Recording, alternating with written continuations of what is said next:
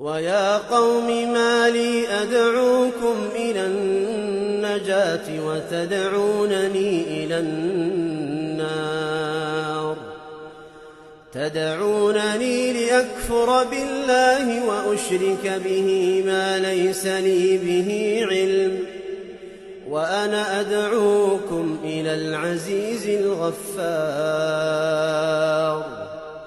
لا جرم أن ما تدعونني إليه ليس